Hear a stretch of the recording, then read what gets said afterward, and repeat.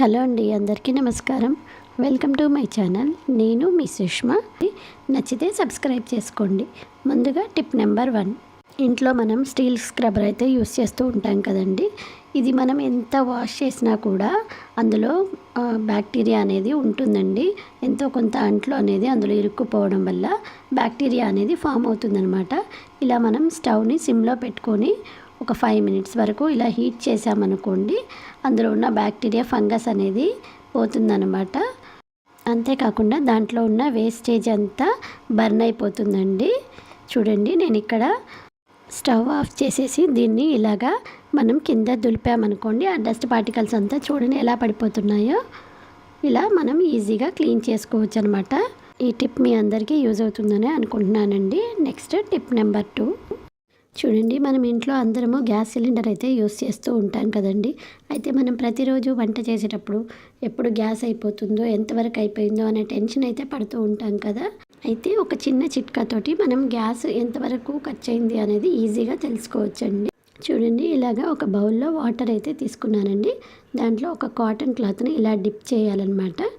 ఇలాగ నేను వీడియోలో చూపిస్తున్నాను చూడండి. ఇలా మనం సిలిండర్కి పైనుంచి కింది వరకు తుడుచుకోవాలండి ఈ క్లాత్ తోటి. ఇలా తుడిచినప్పుడు ఒక 2 మినిట్స్ తర్వాత చూసామనుకోండి, గ్యాస్ ఎంతవరకు అయిపోయిందో అంతవరకు అది ఆరిపోతుందండి. గ్యాస్ ఉన్న ఏరియాలోనేమో తడిగా ఉంటుంది. చూడండి, మా సిలిండరు నేను పెట్టి ఒక 1 వీకే అయిందనమాట. ఈ అక్షరాలు ఉన్నాయి చూడండి, ఇంతవరకే తడి అనేది ఆరిపోయింది. మిగతా ఏరియా అంతా తడిగానే ఉంది, చూసారు కదా. ఇదంతా ఫుల్ సిలిండర్ అనమాట మాది. ఈ ఐడియా మీ అందరికీ యూజ్ అవుతుందని అనుకుంటున్నానండి. మీకు ఎలా అనిపించింది అనేది తప్పకుండా నాకు కామెంట్ చేయండి. నచ్చితే ప్లీజ్ లైక్ చేయండి. నెక్స్ట్ టిప్ నెంబర్ 3, చూడండి, మనకి చిన్న సూజిలోకైనా సరే ఇప్పుడు నేను చూపించే ఈ చిట్కాతో చాలా ఈజీగా దారం అనేది ఎక్కించవచ్చండి. చూడండి, నేను ఇక్కడ అన్నం తీసుకున్నాను. ఒక మెతుకును తీసుకొని ఇలా నలిపేసి దాన్ని ఈ దారం చివరికి మనం ఇలా రాసామనుకోండి, అది చాలా స్టిఫ్గా అవుతుందన్నమాట దారం అనేది. సో నీడిల్ హోల్లోకి చాలా ఈజీగా ఎక్కేస్తుందండి. చూసారు కదా. ఈ టిప్ మీకు యూస్ఫుల్ అనిపిస్తే తప్పకుండా లైక్ చేయండి. నెక్స్ట్ టిప్ నెంబర్ 4, మామూలుగా అయితే అందరూ డిష్ వాష్ జెల్ కానీ పేస్ట్ కానీ వేసి క్లీన్ చేస్తూ ఉంటాం కదా. వాటితో క్లీన్ చేసినా కూడా ఒక 3-4 డేస్ వరకు అదే స్మెల్ అనేది వస్తూ ఉంటుంది కదండి. సో అలా రాకుండా మనం ఎటువంటి డిష్ వాష్ జెల్ ఏమీ యూస్ చేయకుండా చాలా ఈజీగా క్లీన్ చేసుకోవచ్చండి.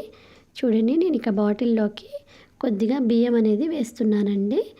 అలా బియ్యం వేసుకున్న తర్వాత దీంట్లోనే ఒక 1 స్పూన్ గల్లుప్పుని వేస్తున్నానండి. నెక్స్ట్ దీంట్లో కొద్దిగా వాటర్ని యాడ్ చేస్తున్నాను అనమాట. ఇలా యాడ్ చేసుకున్న తర్వాత దీని బాటిల్ని మూత పెట్టేసుకొని బాగా షేక్ చేయాలండి బాటిల్ని. చూడండి, ఇలా షేక్ చేస్తున్నప్పుడు ఆ మురికి అనేది మొత్తం అలా వచ్చేస్తుంది, చూసారు కదా. ఇలా ఒక 5 మినిట్స్ వరకు షేక్ చేసి నెక్స్ట్ వాటిని పారపోసేసి తర్వాత నార్మల్ వాటర్తో క్లీన్ చేసేసుకోవాలండి.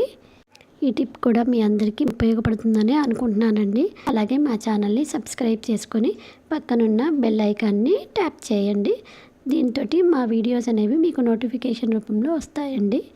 రకరకాల ఇయర్ రింగ్స్ అనేవి యూస్ చేస్తూ ఉంటాం కదండి. మ్యాచింగ్ ఇయర్ రింగ్స్ అనేవి మారుస్తూ ఉంటాం కదా. చూడండి, నేను ఇక్కడ ఇయర్ రింగ్స్ని ఇలా సబ్బుకి కుచ్చుతున్నాను అనమాట. ఇలా ఒక 2-3 టైమ్స్ పెట్టి తీయాలండి. ఇలా ఎందుకు పెట్టి తీస్తున్నాను అంటే, మనం ఈ కాడ వలన చాలామందికి ఆ మెటల్ అనేది పడకపోవడం వల్ల ఇయర్ అనేది రెడ్గా అవ్వడము, ఇచ్చింగ్ రావడము అలా అవుతూ ఉంటుంది కదండి. సో ఇలా మనం సబ్బులో పెట్టి తీయడం వల్ల ఏంటంటే దానికి ఒక లేయర్ అనేది ఫామ్ అవుతుందన్నమాట.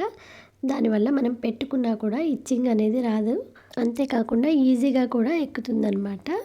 సో ఈ టిప్ మీకు అందరికీ యూజ్ అవుతుందని అనుకుంటున్నానండి.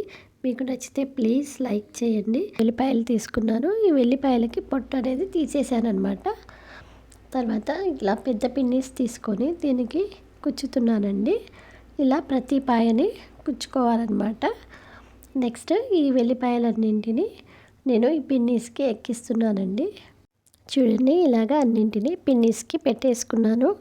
ఇలా పెట్టుకున్న దీనిని మనం ఎక్కడైతే చిన్న చిన్న పురుగులు, దోమలు అవి వస్తుంటాయి కదండి, ఆ ప్లేసెస్లో దీన్ని వేలాడేసామనుకోండి, ఆ దోమలు అనేవి తగ్గుతాయి అన్నమాట. ఆ వెల్లిపాయ నుంచి వచ్చే ఘాటు వాసన వలన దోమలు అనేవి, చిన్న చిన్న నుసి పురుగులు అలాంటివి రాకుండా ఉంటాయండి. కిచెన్లో కానీ బాత్రూంలో కానీ ఎక్కడైనా పెట్టుకోవచ్చు అనమాట. చూడండి ఇలాగ దారప్రేలుకి మొదలు ఎక్కడ ఉంది అనేది వెతకాల్సి వస్తూ ఉంటుంది కదండి, తొందరగా దొరకదు. అలాంటి ఇబ్బంది లేకుండా ఇక్కడ నేను ఒక బొట్టు బిళ్ళ తీసుకున్నానండి. ఆ బొట్టు బిళ్ళని మనం ఈ దారం చివర ఉంటుంది కదా, దీన్ని ఇక్కడ అతికించుకున్నాం అనుకోండి, మనం ఎప్పుడు కావాలంటే అప్పుడు ఈజీగా తీసుకోవచ్చు అనమాట. ఇయర్ రింగ్స్కి కాడ పెద్దగా ఉంటే చాలామంది బటన్స్ అనేవి వాడుతూ ఉంటారు కదండి. సో అలాంటి బటన్స్ లేనప్పుడు మన దగ్గర బొట్టు బిళ్ళ ఉందనుకోండి, ఆ బొట్టు బిళ్ళని ఇలాగ మనం బటన్ లాగా యూస్ చేసుకోవచ్చు అనమాట. ఇలాంటి చిన్న చిన్న టిప్స్తో మన టైంని అలాగే మన మనీని చాలా సేవ్ చేసుకోవచ్చండి. దీనిని నేను తురుముతున్నానమాట. ఇప్పుడు దీన్ని ఖాళీ అయిన ట్యాబ్లెట్ డబ్బాలు ఉంటాయి కదండి, చిన్న చిన్నవి, దాంట్లో వేసుకుంటున్నాను అనమాట.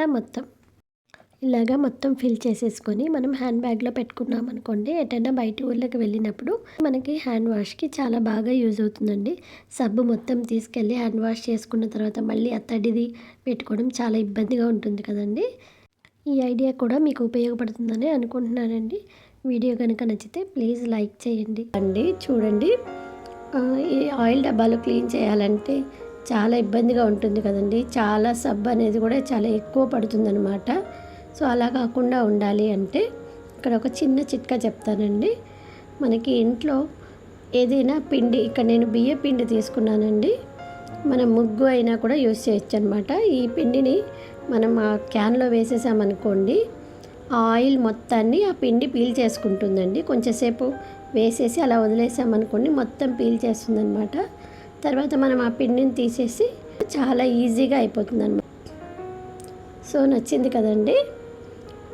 నెక్స్ట్ కొంతమందికి పళ్ళల్లో చిగుళ్ళలో నొప్పి అనేది ఉంటుందండి. సో అది తగ్గాలి అంటే మనం వారానికి ఒకసారి మనం ఇలాగా బ్రష్ మీద మీ ఇష్టం, మీరు ఏ పేస్ట్ యూస్ చేస్తే ఆ పేస్ట్ని వేసి దాని మీద కొద్దిగా సాల్ట్ అనేది వేసుకొని మనం బ్రష్ చేసుకున్నట్టయితే ఈ పళ్ళ సమస్యలు అనేవి చాలా వరకు తగ్గుతాయండి.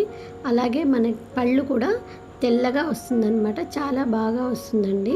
మీరు తప్పకుండా ఈ టిప్ని ట్రై చేసి చూడండి. వారానికి ఒకసారి చేస్తే సరిపోతుందండి. నెక్స్ట్ చూడండి, నేను ఇలా రెండు వైపులా సాక్సులు అనేది తొడుగుతున్నాను అనమాట. హ్యాంగర్కి కొంచెం టైట్గా ఉండే సాక్సులు పెట్టాలన్నమాట. కొంచెం కింద, తర్వాత కొన్ని టేబుల్స్ మరీ నేలబారుగా ఉంటాయి, దాని కింద మనం చీపురుని పెట్టి క్లీన్ చేయలేం కదండి. అలాంటి చోట్ల కూడా ఇలా మనం క్లీన్ చేసుకోవచ్చు అనమాట. చూడండి బూజు అనేది ఎలా వచ్చేసిందో. ఐ హోప్ ఈ ఐడియా మీ అందరికీ ఉపయోగపడుతుందనే అనుకుంటున్నానండి. నచ్చితే ప్లీజ్ లైక్ చేయండి, అలాగే మా ఛానల్ని సబ్స్క్రైబ్ చేయండి.